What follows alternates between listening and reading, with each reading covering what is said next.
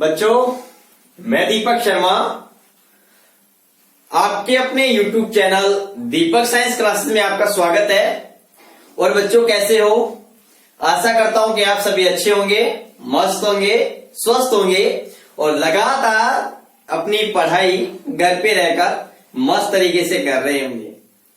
तो बच्चों, आज हम इस क्लास में पढ़ने जा रहे हैं एटॉमिक फिजिक्स, हमारा फिजिक्स का चैप्टर नंबर 14।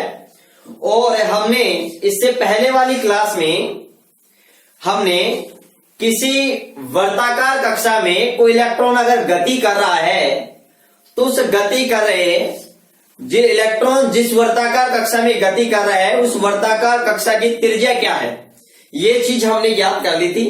और बच्चों, आज हमारी इस क्लास में हम ज्ञात करेंगे कि इलेक्ट्रॉन किसी वर्ताकार कक्षा में गति कर रहा है तो उस वर्ताकार कक्षा में इलेक्ट्रॉन का वेग कितना है। ठीक है, क्योंकि हम बात कर रहे थे नील्स बोर के परमाणु मॉडल के बारे में। और बच्चों, नील्स बोर के परमाणु मॉडल के बारे में हमने 3 अभिक्रिया पढ़ी थी। पहली थी कि इलेक्ट्रॉन केवल उन्हीं वर्ताकार कक्षाओं में, पहली हमारे पास में अभिक्रिया कौन सी थी, ध्यान से समझिए, पूरा चैप्टर उन्हीं 3 बातों पर टिका हुआ है, बार बार हमारे काम में आएंगी। और बच्चों, मैं आपको एक बात और बता दूं, हमारे इस चैप्टर से केवल एक टॉपिक हटा है। और वो कौन सा टॉपिक हटा है बच्चों? थॉमसन का परमाणु मॉडल। और दूसरी बात बच्चों, हमारे इस चैप्टर में जो बोर की जो द्वितीय अभिक्रिया थी, जिसे हम बोर का क्वांटम प्रतिबंध भी कहते हैं, वो भी हमारे सिलेबस से उसकी जो व्याख्या है, वो व्याख्या डेरिवेशन वो हट गई है, उसको सिद्ध करना हट गया है। स्टेटमेंट तो हमारे सिलेबस में अभी भी मौजूद है। ठीक है, तो एक बार मैं आपको रिकॉल करा देता हूं कि नील्स बोर के परमाणु मॉडल की जो स्टेटमेंट थे, जो अभिक्रिया थी, वो 3 अभिक्रिया थी। वो कौन कौन सी थी? कि जब इलेक्ट्रॉन किसी वर्ताकार कक्षा में चक्कर लगाता है तो वो बिना ऊर्जा उत्सर्जित किए चक्कर लगाता है।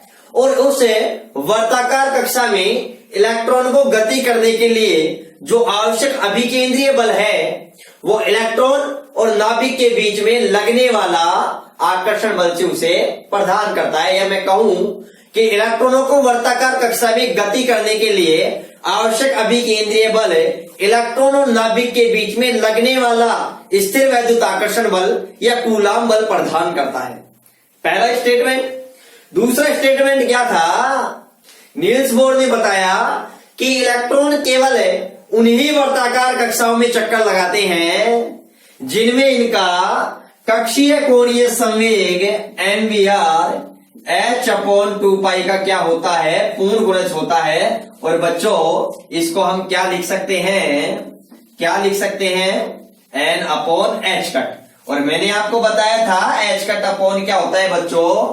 h/2π होता है। ठीक है बच्चों, यहां से हम न्यूमेरिकल क्वेश्चन भी कर सकते हैं। अगर इसका यहां पर हम 1 रख दें तो हमारे पास में पहले कोष का क्या हो जाएगा बच्चों? कोणीय संवेग हो जाएगा। यहां पर अगर मैं 2 रख दूं तो बच्चों 2h/2π, 2 से 2 कैंसिल, h/π। दूसरे कक्षा के लिए हमारे पास में क्या हो जाएगा? कक्षीय कोणीय संवेग हमारे पास में हो जाएगा। तो बच्चों, ये बात आप अच्छी तरीके से समझना, ध्यान से समझना। तीसरा स्टेटमेंट क्या था?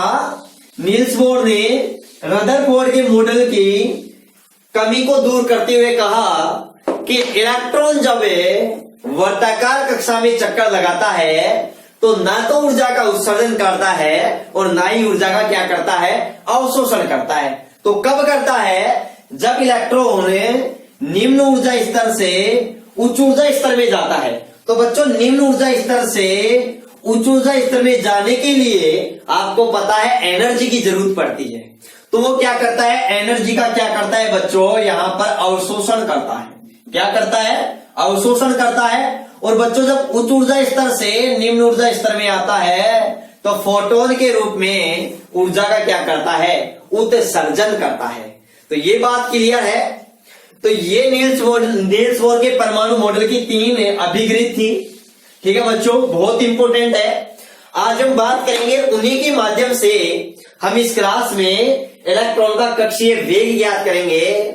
तो बच्चों ये डेरिवेशन हमारे बोर्ड एग्जाम में पूछ भी सकती है और इस टॉपिक से कुछ न्यूमेरिकल क्वेश्चन भी बहुत पूछ सकते हैं। ठीक है, तो बच्चों अगर आपने चैनल को अगर सब्सक्राइब नहीं किया है, अभी तक आप नए हो हमारे चैनल पर, तो सब्सक्राइब जरूर कर दें। बेल आइकन को दबाना बिल्कुल ना भूले, ताकि जैसे ही क्लास आए तो आपको नोटिफिकेशन मिल जाए। और बच्चों लाइक कीजिए वीडियो को और ज्यादा से ज्यादा अपने फ्रेंड सर्किल में शेयर कीजिए। ठीक है, तो आज हम बात करते हैं कि इलेक्ट्रॉन का कक्षीय वेग ज्ञात करना। बच्चों मान लिया हमारे पास में कोई एक इलेक्ट्रॉन है और वो r त्रिज्या के वर्ताकार पथ पर v वेग से क्या कर रहा है, गति कर रहा है। भाई गति करेगा, जिस वर्ताकार पथ में गति कर रहा है उसकी त्रिज्या क्या है, r है। किस वेग से गति कर रहा है, मान लिया v वेग से गति कर रहा है। ठीक है, मान लिया इलेक्ट्रॉन का द्रव्यमान क्या है, m है, और उस वर्ताकार पथ की त्रिज्या क्या है, स्मॉल r है। तो बच्चों आपको पता है उस वर्ताकार पथ में गति करने के लिए उस इलेक्ट्रॉन को आवश्यक अभिकेंद्रीय बल कौन प्रदान करता है, इलेक्ट्रॉन और नाभिक के बीच में लगने वाला स्थिर वैद्युत आकर्षण बल प्रदान करता है, जिसे हम कूलाम आकर्षण बल भी कहते हैं। तो ये बात क्लियर। तो सबसे पहले हम बात करेंगे बोर की प्रथम अभिगृत से। बोर के प्रथम अभिगृत से। तो बोर की प्रथम अभिगृत हमें यही कहती है कि इलेक्ट्रॉन को वर्ताकार कक्षा में गति करने के लिए आवश्यक अभिकेंद्रीय बल नाभिक और इलेक्ट्रॉन के बीच में लगने वाला स्थित वैद्युत आकर्षण बल प्रदान करता है। तो हम क्या लिख सकते हैं कि अभिकेंद्रीय बल यहां पर किसके साथ बैलेंस हो जाएगा, स्थिर वैद्युत आकर्षण बल के साथ। और बच्चों आपको अच्छी तरीके से पता है कि ये हमारे पास में कोई r त्रिज्या क्या है बच्चों, कोई वर्ताकार पथ है, कोई वर्ताकार पथ है। यहां पर हमारे पास में क्या हो गया, न्यूक्लियस हो गया। न्यूक्लियस में आवेश बच्चों क्या होता है, प्लस Ze होता है। और ये हमारे पास में क्या है बच्चों, कोई इलेक्ट्रॉन है जिसका द्रव्यमान स्मॉल m है, और बच्चों ये v वेग से क्या कर रहा है, गति कर रहा है।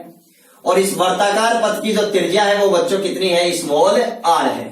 ठीक है, तो बच्चों बोर की प्रथम अभिगृत क्या कहती है, इस इलेक्ट्रॉन को वर्ताकार पथ में गति करने के लिए आवश्यक अभिकेंद्रीय बल है वो कौन प्रदान करता है, नाभिक और इलेक्ट्रॉन के बीच लगने वाला कूलाम आकर्षण बल।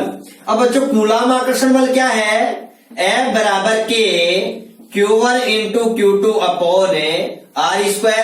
तो बच्चों यहां पर मैं लिख रहा हूं कि Q1 एक हमने नाभिक प्रावेश मान लिया, Q2 हमने इलेक्ट्रॉन प्रावेश मान लिया। तो Q1 हमारे पास में क्या होगा, नाभिक प्रावेश Ze। जरूरी नहीं है आप Q1 पहले इसको मान लो बाद में इसको मान लो, बात कोई दिक्कत नहीं है। ठीक है, और हमने इलेक्ट्रॉन प्रावेश हमारे पास में क्या है बच्चों, E है। ठीक है, तो बच्चों यहां पर देखो सबसे इंपॉर्टेंट बात, वहां आवेश का मैग्नीट्यूड होता है, इसलिए मैं भी यहां पर मैग्नीट्यूड ले रहा हूं। दूसरी बात, दोनों के बीच में डिस्टेंस कितनी है, r² है। तो यहां पर एक r से एक r क्या हो गई, कैंसिल हो गई। तो हमारे पास में क्या आएगा, mv² अपॉन r किसके इक्वल हो जाएगा बच्चों, k z e² के z, e और e क्या हो जाएगा, e²। इसको मैंने दे दिया बच्चों समीकरण नंबर 1। तो ये बात क्लियर। दूसरी बात, नील्स बोर ने यह भी कहा था कि यदि कोई इलेक्ट्रॉन है, केवल इलेक्ट्रॉन केवल है उन्हीं वर्ताकार कक्षाओं में चक्कर लगाता है जिनमें इलेक्ट्रॉन का कक्षीय कोणीय संवेग h/2π का क्या होता है, पूर्ण गुणज होता है। तो देखो बच्चों ये इलेक्ट्रॉन इसे r त्रिज्या के वर्ताकार पथ में गति कर रहा है। तो बच्चों ये गति तब ही करेगा जब इसका कक्षीय कोणीय संवेग h/2π के क्या होगा, h/2π का क्या होगा, पूर्ण गुणज होगा। ठीक है, तो बच्चों मैं बोर की द्वितीय परिकल्पना से या बोर की मैं द्वितीय अभिगृत से क्या लिख सकता हूं बच्चों, अभिगृत से क्या लिख सकता हूं कि mvr कक्षीय कोणीय संवेग है बच्चों, वो h/2π का क्या होगा, पूर्ण गुणज होगा। क्या होगा बच्चों, पूर्ण गुणज होगा। तो ये बात आपकी अच्छी तरीके से यहां तक क्लियर होनी चाहिए। बस अब आगे कुछ भी नहीं है, इसी को ही हम आगे बढ़ाएंगे। तो बच्चों अगर समीकरण 1 के अंदर है अगर मैं समीकरण 1 के अंदर बच्चों मैं देखो सॉरी यहां पर r बच रही है तो इस यहां पर r का इसका क्या कर देंगे, क्रॉस मल्टीपल कर देंगे, ठीक है ना। इसको ऐसे ले जाएंगे बच्चों, यहां पर क्या बचेगी, r बचेगी, वो r यहां चले जाएगी, ठीक है ना। अब ध्यान से समझिएगा बच्चों, समीकरण 1 में हम समीकरण 2 का क्या दे देंगे, भाग, क्योंकि हमें क्या कैलकुलेट करना है, v कैलकुलेट करना है, इलेक्ट्रॉन का कक्षीय वेग हमें ज्ञात करना है, ठीक है। तो कैसे ज्ञात करेंगे बच्चों, समीकरण 1 में समीकरण नंबर 2 का क्या देंगे, समीकरण 2 का भाग देने पर, 2 का भाग देने पर, तो बच्चों भाग देंगे, भाग देंगे जब हमें, तो हमें क्या मिलेगा, तो बच्चों लेफ्ट साइड का भाग लेफ्ट साइड के अंदर और राइट साइड का भाग, राइट साइड की जो क्वांटिटी है उसमें राइट साइड का हमें क्या दे देंगे, भाग कर देंगे इसको। तो देखो ये समीकरण 1 है हमारे पास में, समीकरण क्या है, mv²r और इसके नीचे हमने यह लिख दिया mvr। देखो क्यों भाग दिया है, क्योंकि यहां r से r कैंसिल हो जाएगा, m से m कैंसिल हो जाएगा और एक v से बच्चों एक v भी क्या हो जाएगा, कैंसिल हो जाएगा। और बच्चों यहां पर क्या बच रहा है समीकरण नंबर 1 में, इस साइड में राइट साइड में k z² अपॉन यहां पर क्या लिखेंगे n h और बच्चे 2 पाई क्या चल जाएगा, ऊपर चला जाएगा 2 पाई। अब ध्यान से समझिएगा, हमारे पास में यहां क्या बच जाएगा बच्चों, इधर केवल v बच जाएगा, क्या बच जाएगा बच्चों, v हमारे पास में बच जाएगा, तो ये हमारे पास में v बच गया। अब बच्चों यहां पर k है, k का मान हमारे पास में क्या होता है, 1/4 पाई एप्सिलॉन नॉट होता है। ये हमने पहले चैप्टर से पढ़ा था, पढ़ा होगा, नहीं पढ़ा तो मैं आपको बता दूं कि यहां पर एक कांस्टेंट है जिसकी वैल्यू 1/4 पाई एप्सिलॉन नॉट के इक्वल होती है। एप्सिलॉन नॉट हवा या निर्वात की विद्युतशीलता होती है, ठीक है बच्चों, याद रखना। अब देखो और हमारे पास में क्या बच रहा है बच्चों, ध्यान से देखो, ZE² या फिर मैं कहूं 2 पाई ZE² अपॉन NH। देखो बच्चों यहां से पाई भी कैंसिल हो रहा है और एक 2 से यहां पर 2 भी क्या हो जाएगा, 4 भी क्या हो जाएगा, कट जाएगा, 2 दूनी 4, 2 वर, ठीक है। तो हमारे पास में क्या बच रहा है, ध्यान से समझिएगा, क्या बच रहा है हमारे पास में, हमारे पास में बच रहा है बच्चों v किसके इक्वल है, देखो ध्यान से समझिएगा, किसके इक्वल है, ऊपर तो हमारे पास में केवल बच रहा है ZE², Z और E², तो बच्चों मैं यहां पर है E² को रख देता हूं ऐसे कैसे, और बच्चों यहां पर क्या बच रहा है 2, यहां पर मेरे पास 2 और बच्चों यहां पर 2 और एप्सिलॉन नॉट और ये h, बच्चों ये कांस्टेंट राशि है, ये सभी कांस्टेंट है, इसलिए इन सभी कांस्टेंट को मैंने एक जगह रख दिया है, एक जगह। और देखो Z हमारे पास में परमाणु क्रमांक है, और बच्चों ये परमाणु क्रमांक अलग अलग तत्वों के लिए अलग अलग होता है, जैसे हाइड्रोजन के लिए 1 होता है, हीलियम के लिए 2 होता है, लिथियम के लिए 3 होता है। तो पहले हम ज्ञात करेंगे कि Rnवे कक्ष में, या मैं कहूं nवे कक्ष में इलेक्ट्रॉन का वेग ज्ञात करेंगे। तो nवे कक्ष की बात करूंगा तो त्रिज्या में Rn ले लूंगा और वेग में Vn ले लूंगा। तो पहले मैं यहां तक आपको अच्छी तरीके से समझना। तो क्या बच रहा है ऊपर ZE², नीचे क्या बच रहा है 2 एप्सिलॉन नॉट NH, जिसमें देखो Z कांस्टेंट नहीं है, अलग अलग हो सकता है अलग अलग तत्वों के लिए, n कक्षा अलग अलग, पहले कोर्स के लिए n का मान 1, दूसरे के लिए n का मान 2, तीसरे के लिए n का मान 3, अलग अलग हो सकता है। लेकिन बच्चों यहां पर E एप्सिलॉन नॉट H और 2 बिल्कुल कांस्टेंट है, ये तो हमारे पास कांस्टेंट हो गए। तो ऊपर क्या बच गया Z और ये E हो गया हमारे पास में। यहां तक ये चीज बच्चों आपकी क्लियर, ध्यान से समझिएगा। यदि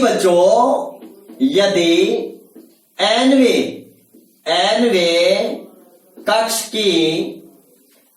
कक्ष में इलेक्ट्रॉन का वेग Vn है तो बच्चों हम V बराबर क्या रख देंगे, Vn रख देंगे। तो बच्चों हमारे पास में क्या आ जाएगा, ध्यान से समझिएगा, Vn E square upon 2 epsilon nought H into Z upon N. अब बच्चों ये हमारे पास में क्या है, कांस्टेंट है, ध्यान से समझना। ये हमारे पास में क्या है, कांस्टेंट है। इसको दे दिया मैंने समीकरण नंबर 3। यहां बच्चों ई एप्सिलॉन नॉट व एच क्या है, नियतांक है। क्या है, नियतांक है, कांस्टेंट है बच्चों। इनका मान फिक्स होता है। और जब हमें इस समीकरण 3 में ई का मान कितना होता है, 1.6 इंटू 10⁻⁻19। एप्सिलॉन नॉट का मान कितना होता है, 8.854 इंटू 10⁻12। एच का मान कितना होता है, प्लांक कांस्टेंट 6.626 इंटू 10⁻34। ये सभी मान मैंने ऐसा यूनिट में लिए। किसमें लिए, ऐसा यूनिट में। और बच्चों जब मैं इन वैल्यू को रख करके जब मैं सोल्व करूंगा तो बच्चों हमारे पास में क्या आ जाएगा, ध्यान से समझना, 2.189 इंटू 10⁻6 मीटर प्रति second into Z upon N, या फिर मैं कहूं इंटू जेड अपॉन एन। और बच्चों ये हमारे पास में किस में आया है, मीटर प्रति सेकंड में। और बच्चों मैं यह करके इसको किसके इक्वल लिख सकता हूं, देखो 2.189 है तो बच्चों इसको मैं 2.2 के, या ज्यादातर बुकों में 2.2 ही लिखा होता है क्योंकि हम यही यूज करते हैं, ठीक है ना। तो 2.2 वही देख लो, 189 आ गया, 9 का ये आप देख लो यहां पर, तो क्या हो जाएगा यहां पर, ये 2 हो जाएगा, ठीक है ना। तो लगभग देखो मैं इसको ये लिख सकता हूं 2.2 into 10⁻6 into Z upon N. और ये किस में आ गया बच्चों, हमारे पास में मीटर प्रति सेकंड में। तो यहां तक ये चीज आपकी अच्छी तरीके से क्लियर होनी चाहिए। अब बच्चों आप क्या देख रहे हो यहां पर आप क्या देख रहे हो, यहां पर आप एक चीज देख रहे हो कि जो यहां पर है Vn है, या हमारे पास में जो वेग है वो एक तो किस पर डिपेंड कर रहा है, परमाणु क्रमांक जेड पर। एक तो हमारे पास में परमाणु क्रमांक जेड पर डिपेंड कर रहा है। जब किसी एनवे, जब हमें, जैसे मैंने हाइड्रोजन ले लिया, हीलियम ले लिया और लिथियम ले लिया, ठीक है, तीनों की मैं पहली कक्षा की बात कर रहा हूं, तो एन का मान तो तीनों के लिए कांस्टेंट हो गया क्योंकि एन का मान 1 है। तो बच्चों चेंज क्या है यहां पर, जेड का मान चेंज है क्योंकि 3 अलग अलग एलिमेंट हैं तो उनका परमाणु क्रमांक क्या होगा बच्चों, अलग अलग होगा। तो याद रखना जो वेग है वो परमाणु क्रमांक के क्या होता है, समानुपाती होता है। और साथ में बच्चों आप ये भी याद रखना जो वेग है वो वर्ताकार कक्षा की, या जो हमारे पास में कोषों की संख्या होती है n, उसके क्या होता है, व्युत्क्रमानुपाती होता है। मतलब जैसे जैसे हम कोषों की संख्या बढ़ेगी, जैसे जैसे हम नाभिक से दूर जाते जाएंगे, कोषों की संख्या बढ़ेगी, तो कोषों की संख्या बढ़ेगी तो उन कोष के अंदर इलेक्ट्रॉन का वेग होगा वो बच्चों क्या हो जाएगा, कम हो जाएगा। क्या हो जाएगा, कम हो जाएगा। तो ये बात आपको अच्छी तरीके से यहां तक क्लियर होनी चाहिए। तो पहले आप बच्चों इसका स्क्रीनशॉट लीजिए। कोई भी प्रॉब्लम है तो नीचे कमेंट बॉक्स में कमेंट कीजिए, मैं आपकी इस प्रॉब्लम को अभी सॉल्व करूंगा, ठीक है बच्चों। तो यहां तक सबके क्लियर है। अब मैं आपको आगे बात करता हूं यहां से। देखो ये हमारे पास में Vn, हमारे पास में क्या आ गया कि nवें कोष में गति करते हुए इलेक्ट्रॉन का हमारे पास में बच्चों क्या आ गया, कक्षीय वेग आ गया हमारे पास में। अब बच्चों इस चैप्टर के अंदर हम स्पेसिफिकल स्टडी करते हैं हाइड्रोजन एटम के बारे में।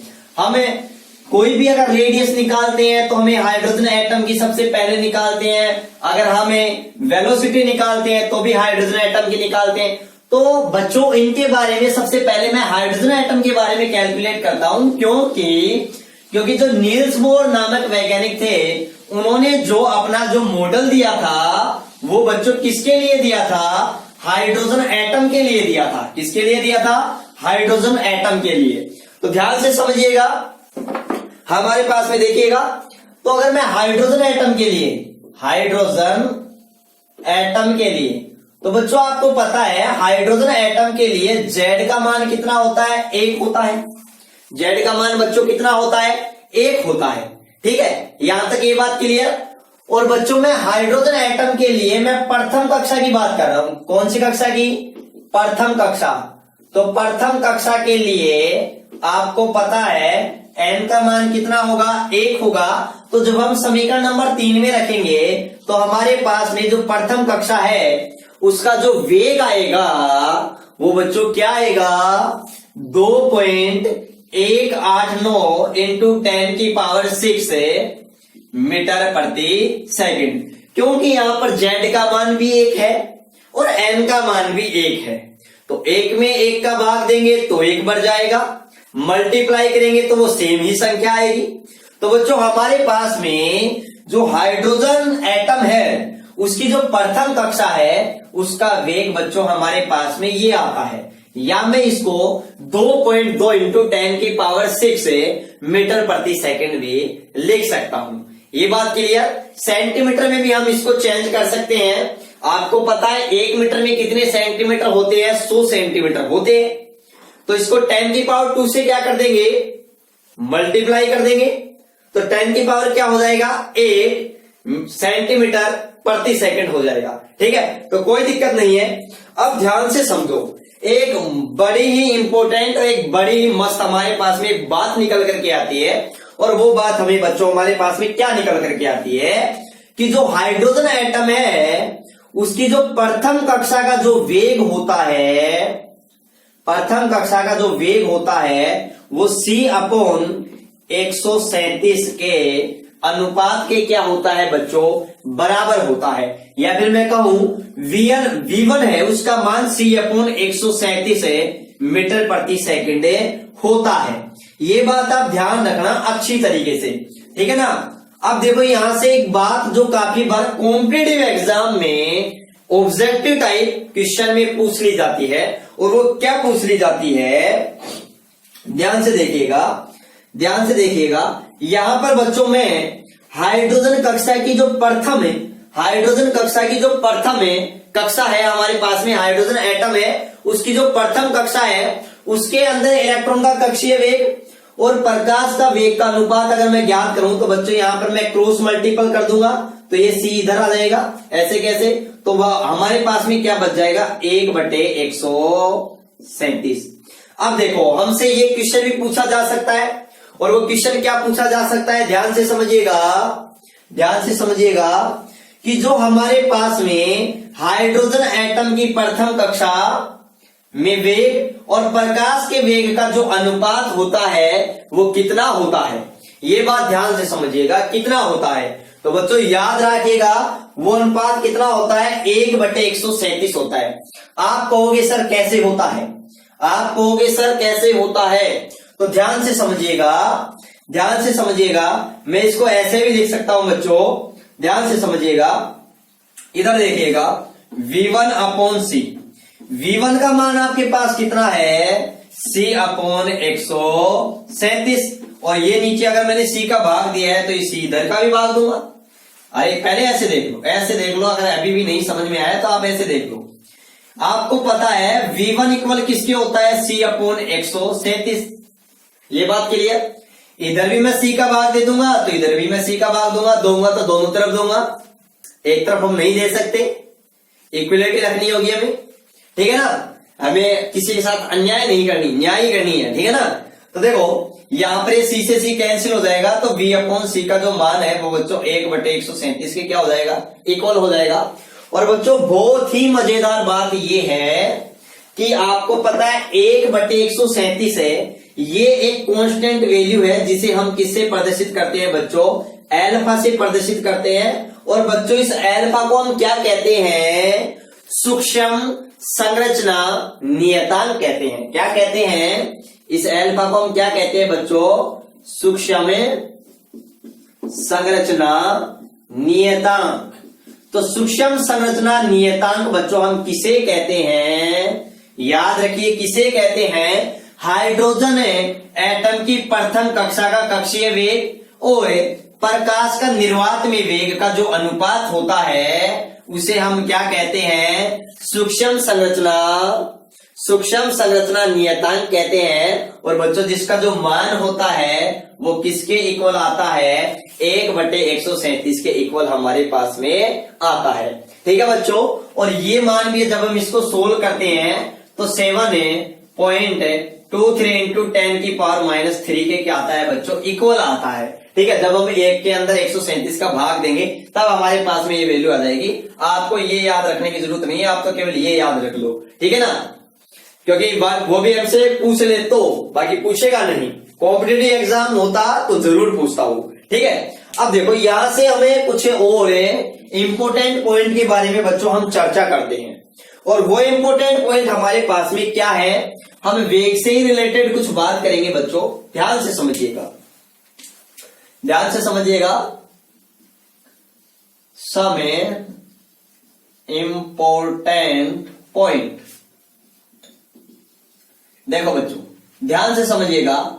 हमारे पास में सबसे पहले मैं बात करता हूं कि मैंने क्या किया है बच्चों, मैंने z का मान क्या कर दिया, सेम कर दिया।